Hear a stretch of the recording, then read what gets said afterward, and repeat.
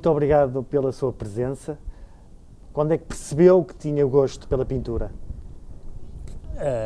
Eu adquiri esse gosto porque eu fui arrumado da minha família, dos meus pais, que eram de Vieira do Minho, e puseram-me em Guimarães, tinha 2 dias ou 3, e depois fui crescendo, e passava por muitos pobres. E eu então pintava os pobres, porque ainda era longe, era uns 10, 15 quilómetros para chegar à escola. E via-os na rua, que antes havia muitos pobres, ainda agora, pobres de outra espécie de pobres. Eu então ouvi eles a pedir esmolas, estavam sempre nas estradas, nas valetas, e foi daí que surgiu, porque eu estava só com a minha avó, com os meus tios, já homens, e depois eu começava a pensar, eu queria criar uma escola que não houvesse no mundo, que era os pobres, uma chamada de atenção a todas as pessoas ricas, todas as pessoas que eram desprezadas por eles. E eu já via, mediante aquilo que eu frequentava nas igrejas e na doutrina, que eram os nossos irmãos, os pobres, e que eram figuras. Já depois, mais tarde um pouco, apercebi-me que eram os Cristos desta época, naquele tempo, e ainda agora os Cristos sem coroas de espinhos, porque os pobres são nossos irmãos e eram os Cristos daquela altura, mas eram os Cristos sem usarem os espinhos, aquelas A coroa de espinhos. as coroas de espinhos, sem usar. E fui assim com a minha educação, a rezar o terço todos os dias, à noite, com a minha avó, que eu frequentava todos os dias ir à igreja, rezar um bocadinho. E foi assim. E depois, mediante, porque eu estava só, afastado dos meus pais, e comecei sozinho a ver as injustiças deste mundo, apercebi-me. E então apercebi-me, e depois, mais tarde, ouvi, já muito tarde, ouvi o Papa a dizer que nunca evocar a palavra de Deus em vão. E eu então, já nessa altura, eu pintava por emoção as coisas, sem evocar a palavra de Deus. E pintava uma chamada de atenção aos responsáveis da nossa cultura no país. Eu queria endireitar o mundo dentro da minha religiosidade e da maneira como eu era. Mas as pessoas não me entendiam. É que eu achava o país, depois pela vida fora, vinha a compreender que o país era muito atrasado. E aqui, principalmente, bem, naquela altura ainda não tinha muita razão de queixa, porque era no tempo de Salazar. Eu tinha a educação e respeitar as pessoas. E depois, a seguir a isso, respeitar as pessoas e cumprir com os mandamentos da lei de Deus. E fui assim criando, habituado a esses costumes. E fui criando, e depois ouvia quando ouviu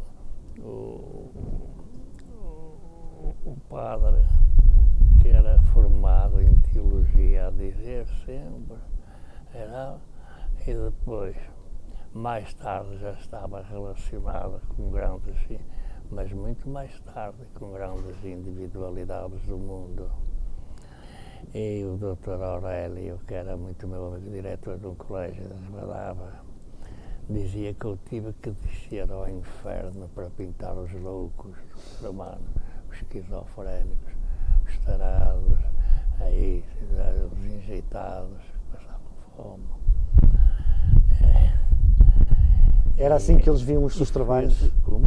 Era assim que eles viam os seus trabalhos, a mensagem que o Adelino queria passar sobre a pobreza que existia. Pois. Mas quem via os seus trabalhos dizia que o Adelino estava a pintar os esquizofrénicos e os loucos, era isso? Eu pintava, que era uma chamada De aos atenção. responsáveis da alta cultura E funcionou na altura? e do governo. E essa chamada de atenção Era funcionou? uma chamada de atenção. E depois daí fui crescendo e tornei-me mais homem, com mais estudos também. E então surgiu uma altura de ser convidado a expor, ser convidado a dar aulas, a dar aulas na escola de Guimarães, Francisco de Holanda, muito boa escola.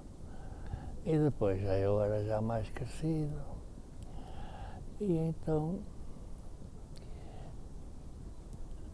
eu tinha uma certa habilidade que dizem habilidade que eu acho que não é habilidade, porque a minha arte não é feita de habilidades, é feita de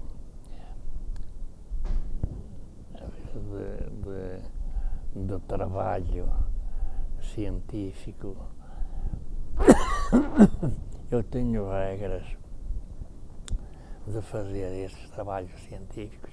Foi por isso que eu cheguei à altura que cheguei, de expor no estrangeiro, falar de mim, os jornalistas,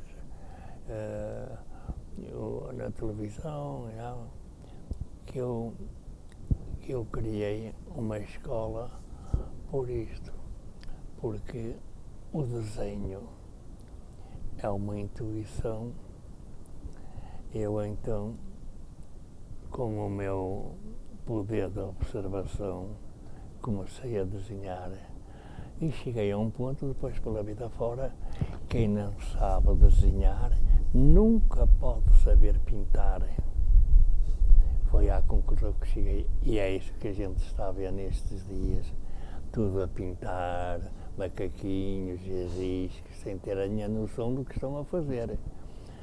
E tem que ser, para fazer uma obra didática, pedagógica e científica, tem que saber desenhar muitíssimo bem para se pintar o mistério do ser humano, que é essa a minha paixão. Olhe, por falar agora no mistério, dizem todo o mundo e no estrangeiro, que eu tenho já lido nos jornais, que a Gioconda, a Mona Lisa, em Paris, que tem um mistério muito grande. Isto está tudo errado. E eu vou lhe dizer porquê. Vi sempre nos jornais e ouço as pessoas dizer: tem um mistério, está errado. O mistério foi Leonardo da Vinci que o fez. O meu mistério que eu tenho de todos os médicos que pintei para o Hospital de Sejum, grandes individualidades do mundo que eu pintei, convidado a pintar em Espanha, os reis, etc, etc. Tudo isso tem o meu mistério. Sou eu que fiz, já que somos nós que fazemos, que dizemos e que pensamos, fui eu que empreguei o meu mistério.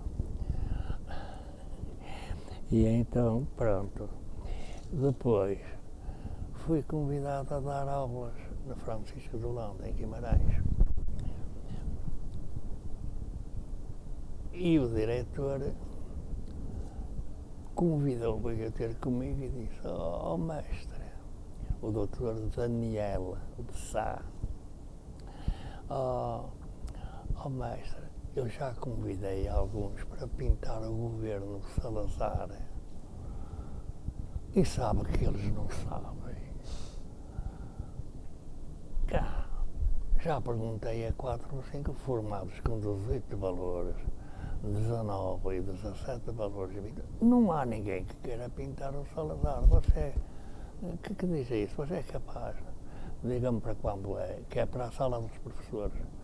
Olha, logo que possa, daqui a 8 dias, sim, mais ou menos. Sim, se entender que está bem, lá está o Salazar. Deste tamanho, na sala dos professores. Parece impossível. Ele vinha desabafar comigo que eu tinha o ateliê cedido por ele na escola. Parece impossível. Eles que andaram, que eu tenho lá na secretaria, os valores deles que se formaram, com 18 valores, 15, 17, 16. Diz que não sabiam pintar nem a cara, nem um dedo. Olha, eu queria que o general Norton de Matos, cá está, vamos então.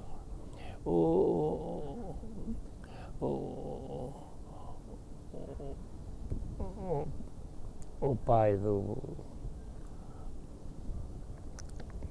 Presidente da República dizem que não sabe. Eles o que é que andam lá a fazer?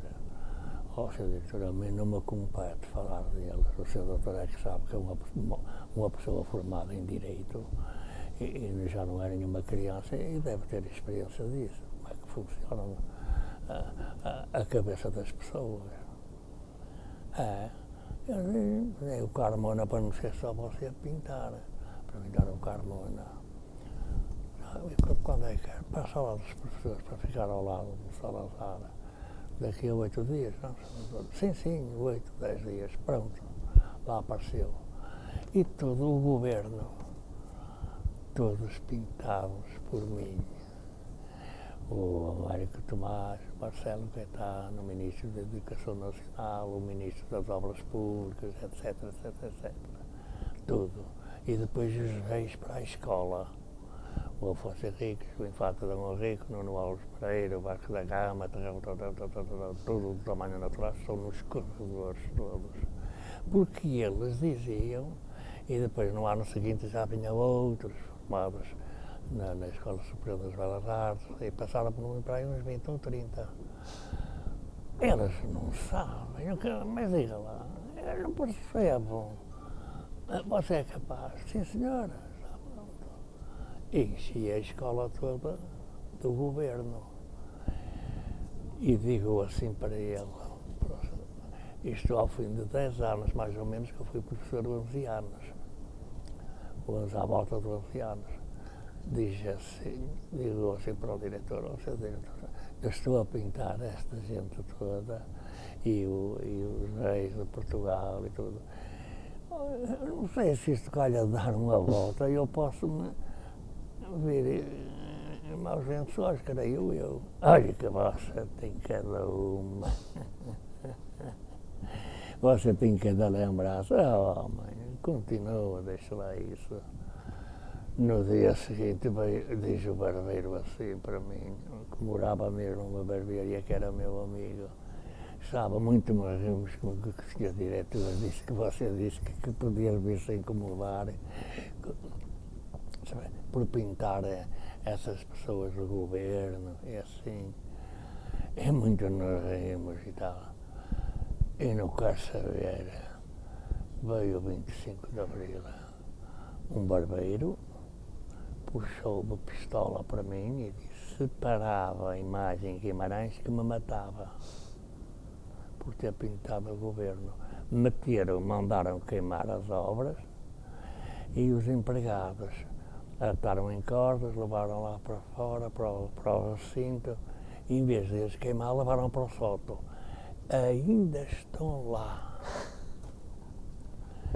filhos ainda estão lá.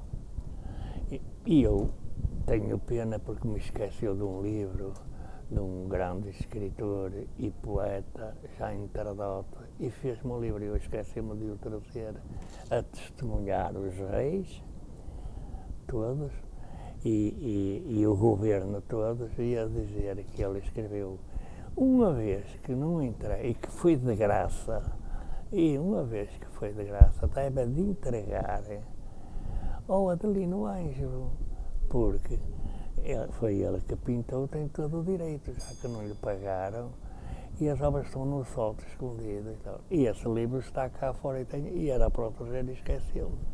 Mas se precisarem, para testemunharem disso, eu trago-lhe o livro, entrego-lhe. Tá bem. E qual é que foi a obra que lhe deu mais prazer pintar? As obras foi a Vida Cigana, que foi o maior intérprete do mundo a pintar a vida cigana. E eu tenho milhares, e se desconfiar eu trago-lhe as fotocópias. Milhares de notícias por todo o mundo o que escreveram de mim sobre a vida cigana. Bastava só esse tema, as meninas, os meninos a mamarem nas mães, com os seios, a vida de cigano, aquelas viagens que eles faziam de carroça e nos cavalos e tudo. Eu corria tudo em Portugal para saber e vinha descobrir depois, por uns dias e por tempos, que eles comunicavam-se uns aos outros, porque eu pedia-lhe, onde tenho os vossos colegas? Olha, eles estão perto de Faro, assim, assim, assim. E eu deslocava-me a Faro para pintar. E depois outros, olha, estão ali, assim, assim, mais pelo Porto, outros estão em Amadia e tal. E eu deslocava-me a eles para o hospital. E então pintei uma coleção extraordinária da vida cigana. E um escritor, advogado, Lourenço Pinto, diz-me, bastou o mestre só pintar os ciganos para ficar na história do mundo. Como é que ele conseguiu? Consegui, porque eu batizava as filhas deles. Eu era muito amigo do mestre dos ciganos, do pai do velhote, e ao ponto deles dizer, se alguém lhe fizer mal, diga-me que eu dou-lhe porrada, que eu batizava-os e dava-lhe, enfim, às vezes, umas prendas e tal, umas roupas e tudo isso e tal, para eu tê-los sempre na mão e pintar. Eu ia a Setúbal, ia aqui, todos, eu já sabia o paradeiro deles todos. Eu aparecia assim na próxima, tratar e pintar as caravanas deles. Tenho muitas coisas de ciganos. E então ele escreveu, ele disse, só bastava isso para ficar para a posteridade, porque mais ninguém foi o maior intérprete da vida cigana do mundo. Adelino Ângelo, agradeço muito este bocadinho, agradeço muito este bocadinho que partilhou connosco, a falar um bocadinho da sua vida no mundo das artes. E quer saber, e era catalogada por um tipo um pouco assim normal. Eles queriam num sentido que devia ser um doido que andava para aí, mas eu não fazia caso. E cheguei à conclusão que doidos eram eles por não terem a capacidade de pintar o ser humano e pintar o mistério deles, que eu delirava. Muito obrigado.